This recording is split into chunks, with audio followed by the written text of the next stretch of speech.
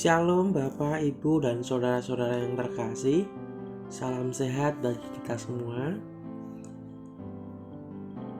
Puji syukur kita panjatkan kepada hadirat Tuhan yang telah menolong dan memberkati kita di sepanjang malam hingga pada pagi hari ini.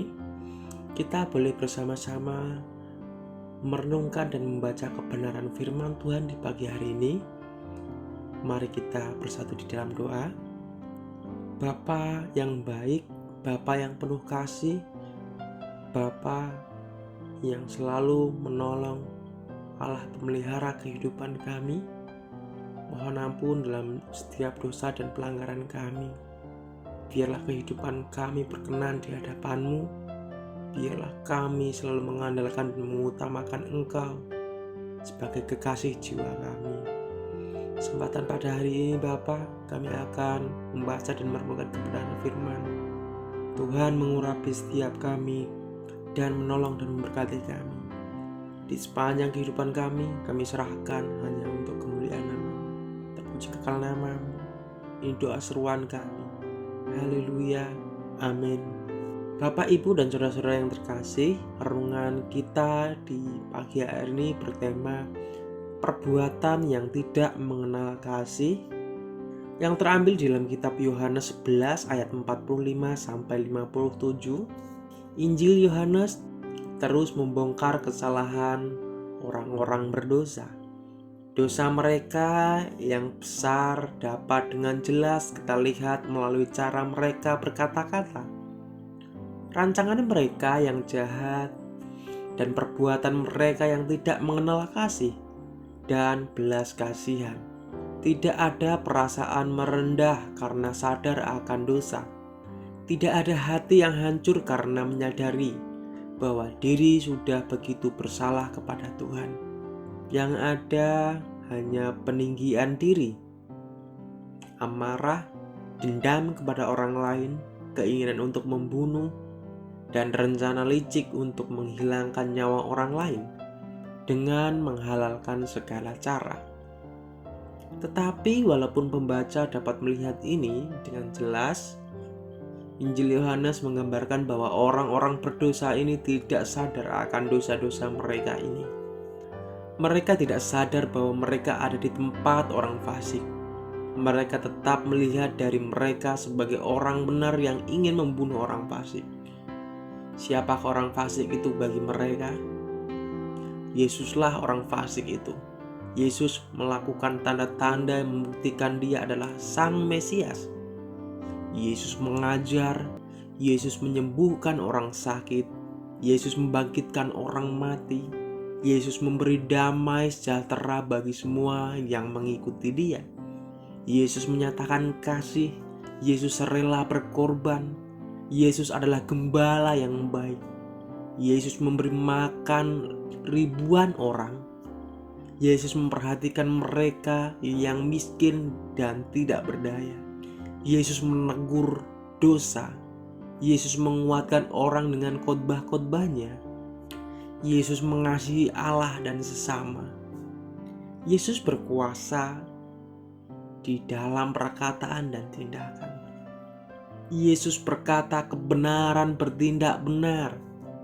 Tidak ada cacat di dalam perkataannya, dan tidak ada ketidakbenaran di dalam tindakannya. Dan Yesus mengumpulkan orang untuk mengajarkan kasih Allah kepada mereka. Ini semua tanda-tanda bahwa Yesus orang fasik yang harus dibunuh. Sedangkan mereka adalah orang benar yang sedang duduk di kursi pengadilan di dalam Mazmur 1 ayat yang kelima. Mereka berkumpul untuk membicarakan fitnah, kemarahan, kebencian tanpa alasan, strategi membungkam dan menghancurkan orang lain, rencana untuk menghilangkan nyawa orang lain. Persepakatan mereka didorong oleh kebencian, iri hati, perasaan benar sendiri, dan amarah serta kekerasan. Rancangan mereka adalah kelicikan, suap, dan provokasi. Mereka senang mengumbar kalimat-kalimat penuh kebencian. Mereka senang menipu, Mereka senang kekerasan. Mereka ingin melihat Yesus dimatikan dengan segera. Ini semua tanda-tanda bahwa mereka lah orang benar. Betapa menggelikannya hal ini. Setiap pembaca Injil Yohanes segera ingin berseru kepada mereka, "Tidak sadarkah kamu, hei kamu yang jahat, bahwa kamulah orang jahat yang dimaksudkan oleh Tuhan di dalam Mazmur pasal yang ke-14. Sadarkah kita apa yang sedang Injil Yohanes bagikan dalam bagian ini? Yohanes sedang meletakkan secara kepala ke kepala antara Kristus di satu sisi dan imam besar Kayafas dan para pemimpin agama di sisi lain. Yohanes memberikan perbedaan yang benar antara kedua kelompok ini. Yesus baru saja membangkitkan Lazarus yang mati. Sedangkan imam besar dan para pemimpin agama membahas cara mematikan Yesus yang hidup.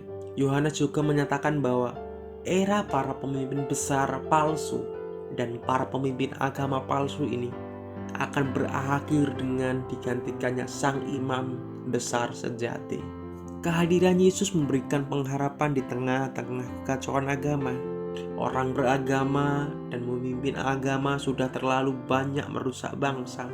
Tapi Tuhan mengirimkan Kristus untuk menebus dan mengoreksi cara beragama. Agama tidak bisa dipertahankan dengan kuasa kekerasan, tetapi dengan kasih setia dan kebenaran. Agama tidak bisa disebarkan dengan membunuh lawan, tetapi dengan menawarkan pengampunan dari Tuhan. Agama tidak bisa dipaksakan dengan membungkam orang lain. Agama ditawarkan dengan tindakan pengorbanan. Yesuslah satu-satunya pengharapan bagi Israel untuk memiliki agama yang benar di hadapan Tuhan. Pemimpin agama palsu ingin mematikan orang yang hidup, tetapi Yesus menghidupkan orang yang mati. Amin. Mari kita bersatu di dalam doa. Segala pujian hanya kemuliaan bagi nama-Mu, Allah yang hidup, Allah pemelihara kehidupan kami.